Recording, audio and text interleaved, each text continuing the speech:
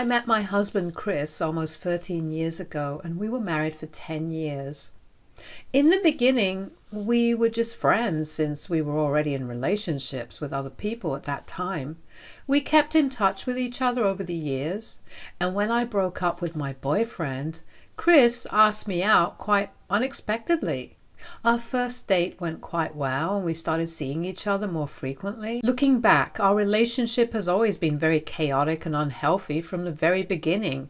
You see, he cheated on me multiple times throughout our relationship. The first incident occurred within a month of us being together.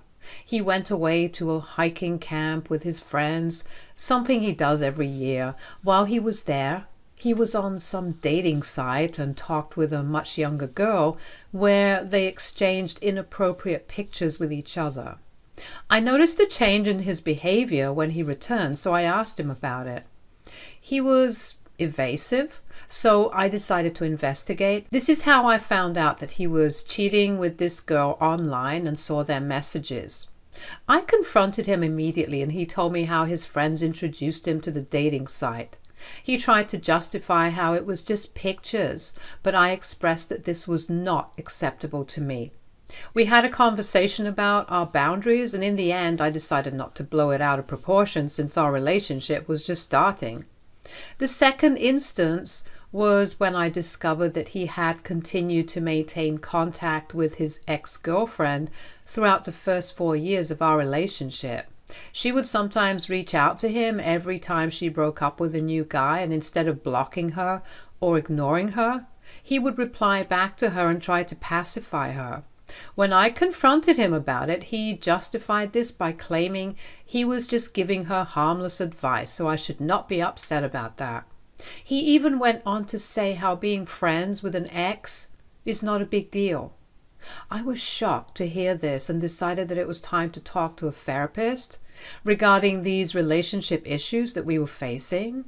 Even though he was at first vehemently opposed to the idea, I convinced him to attend a few sessions with me. It turned out that our communication slowly started to improve, and the relationship saw positive changes. We became even closer and closer and eventually decided to get married in an intimate setting. Every one of our close family and friends attended our happy day. During that time, our relationship felt really good and we were totally in love with each other. We enjoyed being together and felt content with our connection. We have always split bills from the very beginning, so even after our marriage, we continue to do so. My ex was struggling a bit with some life choices and what to do next in his life, as he had dropped out of college years ago and had a low-paying job. His family as well was going through a very difficult period with his parents splitting and his dad moving abroad for work. His relationship with his mother was not great either. He was unsure of his career path. I, on the other hand, was doing a degree at a very prominent college and a D1 varsity athlete, so I had my life all figured out. He did not like me talking about my studies, so I never brought this up, as I did not want to make him feel less about himself. Every day after college, I would go for my part-time job so I could pay my expenses around the house. Unfortunately, one day, out of nowhere, I started having some pain around my arm and my chest area during training and went in for a full body work just in case. It turns out that there was a tear in my arms which needed to have an operation. I remember sitting feeling dejected hearing this, thinking about how I was going to miss practice for a couple of weeks, but this wasn't even the worst news. My doctor checked my blood work and told me that there was some abnormality there. Upon close inspection, they found a tumor in my breast. It was cancerous, but it was stage 2. I started crying and shaking hearing this and called Chris to come to the hospital. The doctor assured us that I was still going to be okay, as they had caught it early on. The revelation of my cancer diagnosis marked the beginning of a tumultuous chapter in our lives. In the beginning, my husband was extremely supportive. He spent hours and hours researching my treatments and the best surgeons to debulk the tumor. We found a great surgeon in Pittsburgh, so we scheduled an appointment with him. Meeting this doctor wasn't easy, but this was the best decision of my life as he was quite experienced. He told me from the very beginning the risk of the surgery and that he may have to cut out some fat from my breast. My husband and I both didn't care as long as I was going to be okay. I went into surgery and the doctor spent 18 hours taking out the tumor from my breast. It was a successful surgery, and I remember my husband crying into my arms in joy. Our happiness was short-lived as 3 weeks later, during our weekly test, we found the cancer returning. I collapsed in shock as I thought that we had got it in control. My husband was proactive and spent countless hours with the doctor, talking to him, coming up with a game plan for my recovery. The treatment journey was arduous, filled with the harsh realities of chemotherapy, surgery, and the emotional toll of facing mortality. The toxic substances coursing through my veins were difficult to live with. During treatments, my husband and I found solace in the simplicity of companionship. Through the nausea, the hair loss, and the moments of despair, he stood by my side, offering solace and unwavering support. Our bonds deepened as we navigated the uncharted waters of sickness together. The surgery to remove the tumor again was a pivotal moment. I was clearly informed by the doctor that this time they would have to remove my entire breast.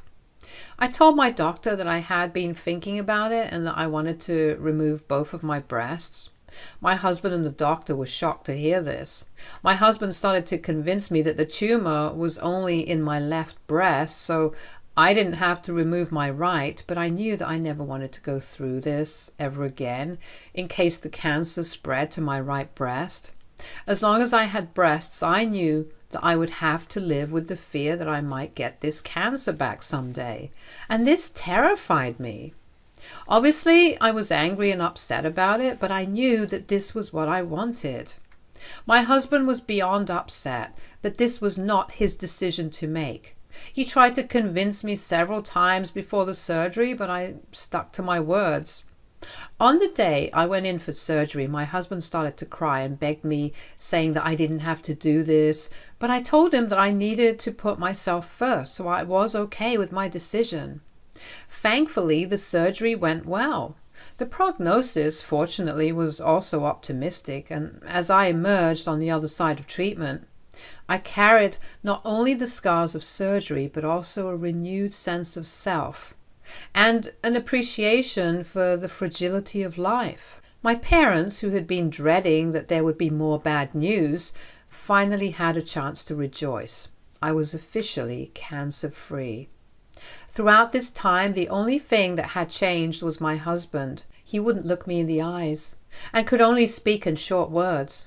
I couldn't figure out what was wrong. It was like he had changed during the whole process, and it left me feeling confused and hurt. He started picking fights with me for no apparent reason. It was like he had this wall up, and no matter what I did, he wouldn't let me in. We used to be so close, especially during my treatment, but now it felt like he was pushing me away. I tried talking to him, asking what was going on, but he would just get defensive or avoid the conversation altogether. It hurt, because I needed support, especially after everything I had been through. Instead, I found myself dealing with tension and arguments that I couldn't understand. I began to feel this growing distance between us, and it made an already tough situation even harder to handle. I needed my husband to be there for me emotionally, but it seemed like he had checked out. The fights became a constant lingering cloud over what should have been a time of healing and rebuilding. I questioned whether the strain of my illness and the decisions I had made regarding the surgery had taken a toll on our relationship. Was he resentful or struggling with his own feelings? Amidst the physical and emotional recovery from surgery, I found myself grappling not only with the aftermath of cancer, but also with the strain on our relationship. It was a difficult time, and I couldn't shake the feeling that something had fundamentally changed between us. One night, after he came home drunk, things took a turn for the worse. I could sense the tension in the air as soon as he walked through the door. I looked at him, concerned, and asked if he was okay. Instead of a reassuring response, he just started laughing, a bitter and mocking laughter that echoed through the room. "It's not like you can do anything about it," he said, his words cutting through the air. I was taken aback, not understanding what had triggered such a harsh remark. I persisted, asking him what was wrong, hoping for an explanation that would shed light on the sudden animosity. He continued to laugh, the drunken haze apparent in his eyes. I kept urging him to tell me if something was troubling him, and he finally blurted out something that left me stunned. "How can I be happy when I'm living with a man?" he said. I couldn't believe what I was hearing. He went on to say he wanted a wife, but now he had a man because I had decided to cut off my breasts. Tears streamed down my face as his hurtful words sank in. He continued saying he hated seeing me ever since the surgery, and he wasn't attracted to me anymore. Despite my tears, I tried to explain that I had no choice. Cancer is dangerous, and I didn't want to go through it again. I was lucky to come out of it alive, but I couldn't bear the thought of facing that kind of danger again. He yelled at me, saying that cutting off my breasts made me look more ugly. I kept crying, feeling the weight of his words crushing me. It was a painful realization that the person I had relied on for support during my battle with cancer now saw me in such a negative light. The scars on my body were not just physical, they were a reflection of the emotional wounds inflicted by someone I had thought would stand by me no matter what. That night was worse than the night I had found out that I had cancer. While my husband passed out on our sofa, I slept alone in our bed. Now that I knew my husband did not like me after my surgery, I was afraid that I would lose him forever. I couldn't sleep the entire night and kept tossing and turning in bed. It was only in the wee hours of the morning that my tired brain finally switched off. The morning after that painful confrontation was a blur of confusion and heartbreak. When I woke up, my first instinct was to find my husband, hoping that somehow the hurtful words exchanged the night before were just a terrible nightmare. I anxiously searched the house, calling his name, but he was nowhere to be found. Descending the stairs, I noticed an eerie silence in our home. The couch where we had passed out the night before was empty. Panic set in as I scoured every room, desperately hoping to see him and make sense of the emotional storm that had unfolded. That's when I noticed a sticky note on the fridge. My heart sank as I read the few words scrawled on that small piece of paper. "I'm done with you." It felt like a punch to the gut. I tried to call him over and over, but there was no answer. His belongings were gone, his car was missing from the driveway, and it was as if he had vanished into thin air. In a state of shock, I reached out to his parents, hoping they could shed light on his abrupt disappearance.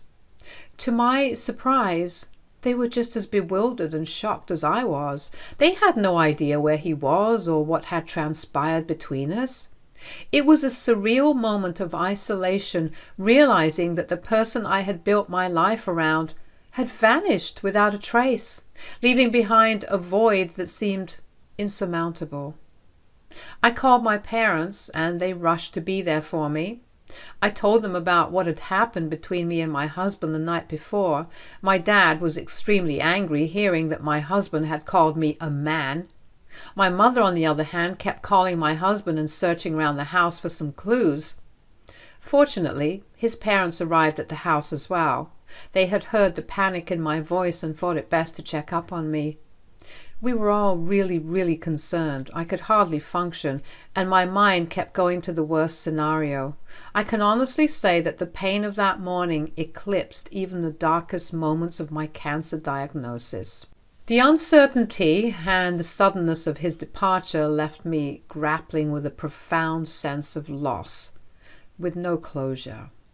We went to the station and filed a police complaint, but because he was an adult who had packed all his clothes and taken his car, it was pretty much clear that he had simply left me. When I returned home that night, it felt like entering a void. A space that once brimmed with shared laughter and warmth, now it echoed with the haunting silence of abandonment. Days turned into nights, and I found myself crying for hours on end, hoping against hope that he would walk back through the door, ready to apologize or explain. The house, once filled with the hum of our shared life, now felt desolate.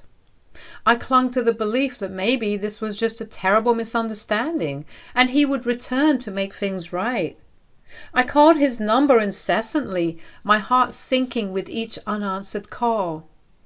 It was as if he had vanished from my life, leaving behind an aching void that no amount of tears could fill.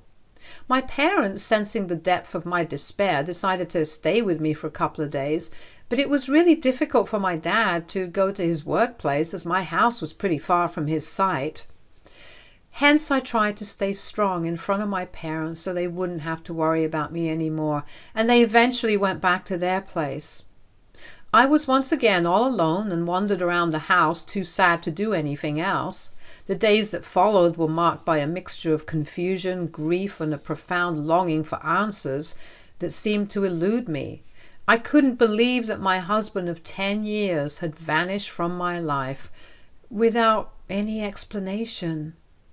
Eventually, I decided that I had enough. As much as I was grieving, I wanted to get back into training and started doing online college classes so I could graduate. There was a lot of therapy, crying, and mental breakdowns, but I knew that I had to keep going forward.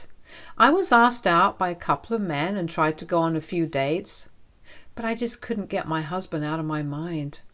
Since then, I have graduated with 2 degrees and have secured a great job. I have healed a lot through therapy and worked hard on myself to become better and stronger. I met Paul while we were working. He was a client of mine and I was never looking to date him, but throughout the time we worked together, I could see that we both were attracted to each other. After our contact was done, and he was no longer a client, Paul surprised me by asking me out. I was flattered and eventually tried to decline his invitation, saying that I wasn't looking to date anyone, but he insisted on us going out for a coffee at least. That one meeting with Paul turned out to be a turning point in my life. Over coffee, we talked about our pasts, our dreams, and the challenges we had faced.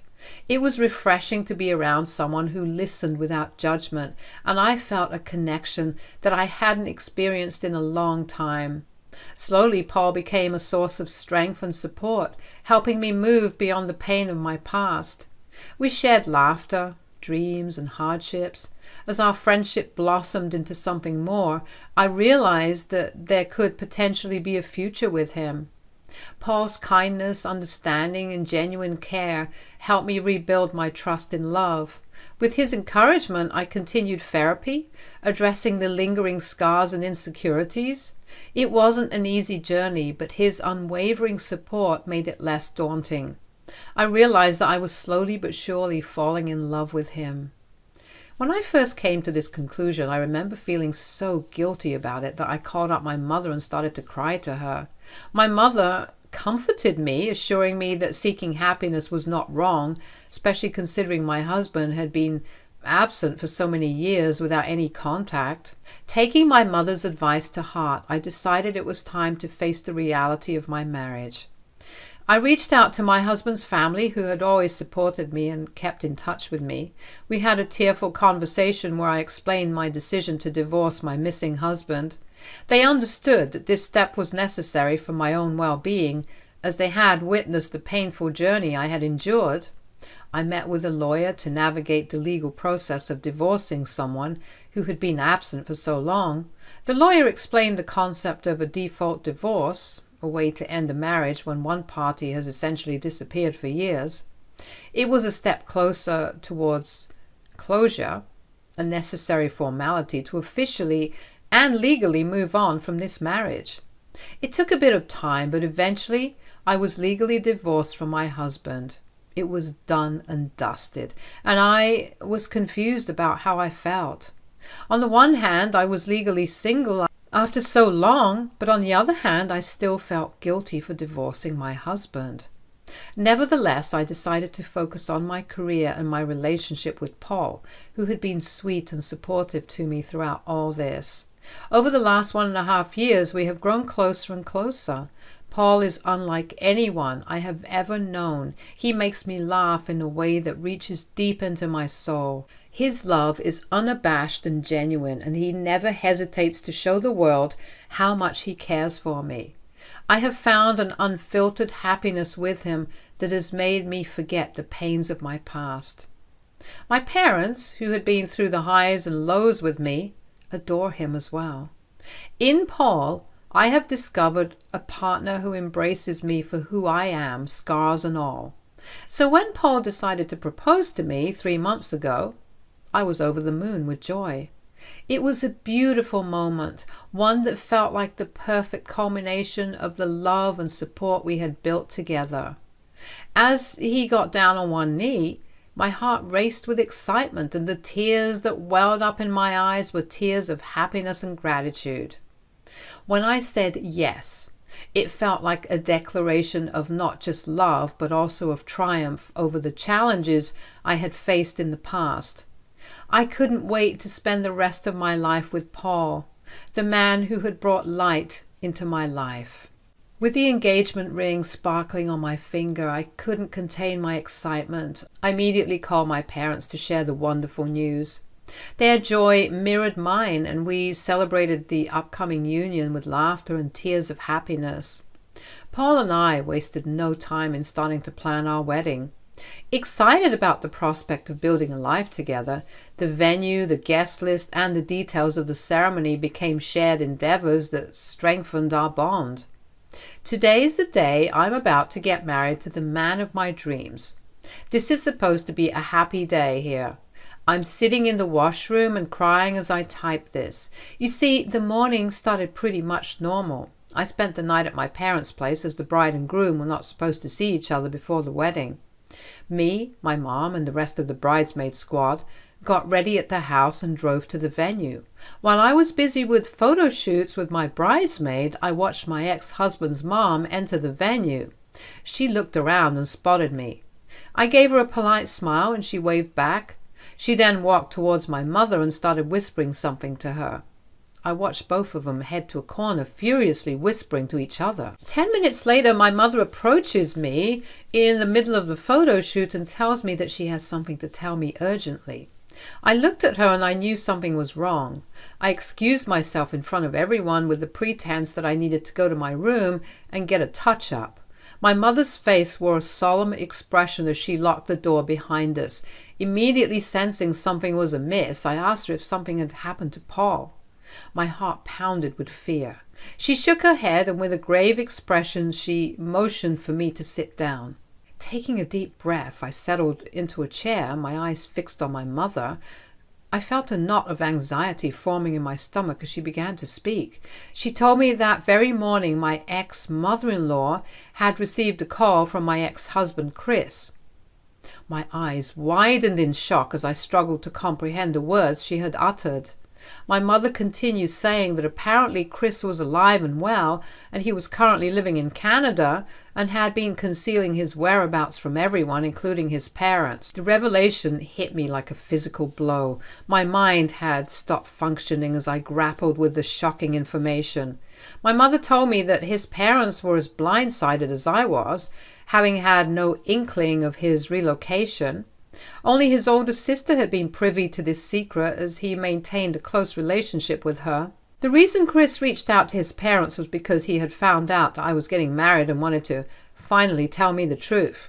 He had apparently tried to call me several times, but my number has changed over the years, so then he tried to call my mother, who had left her phone back home. As a last attempt to reach me, he had called his parents and told them the truth.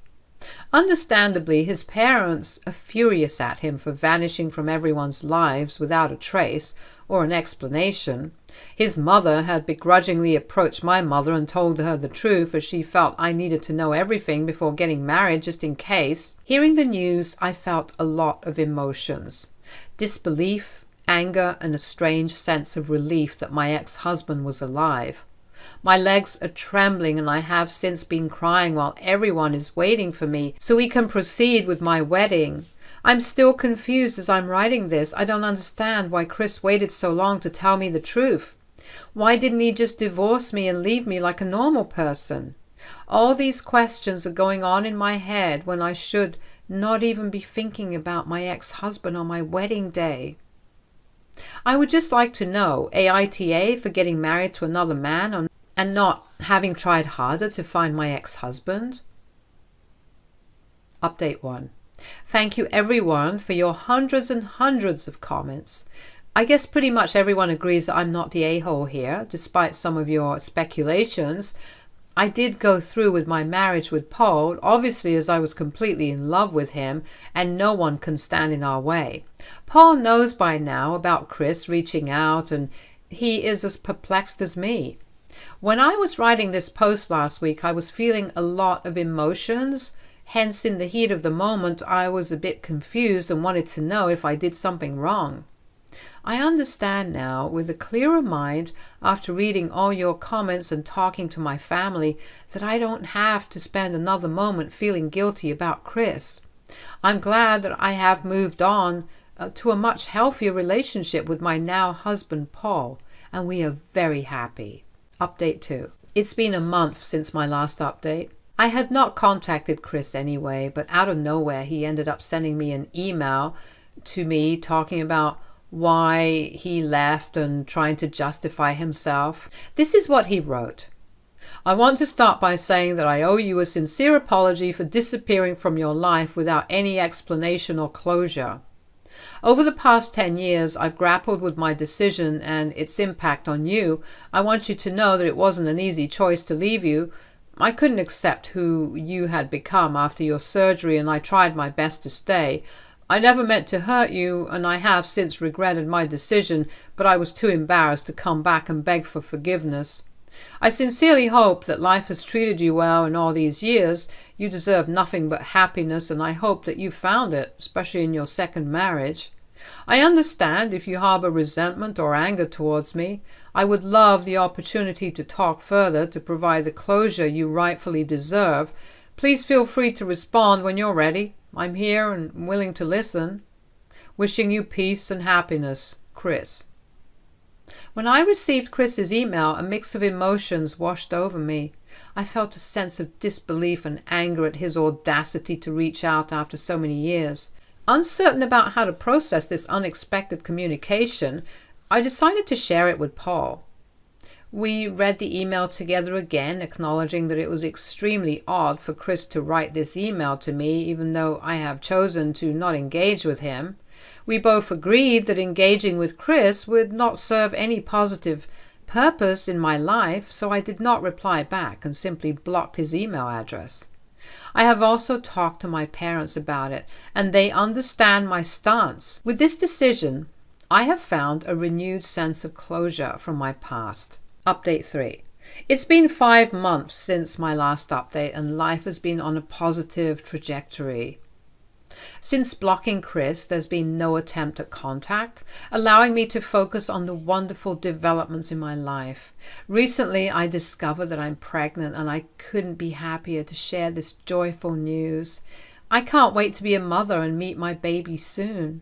The anticipation of this moment has been a long time coming, and Paul shares in the excitement. I wanted to share this happy update with everyone in case any of you were still looking for an update. The unexpected joy found in Paul's company has shown me that life has a way of surprising us with new beginnings, even when we least expect it, and everyone deserves to find this kind of happiness one day. Stay tuned for more stories from Our Girl Relationships.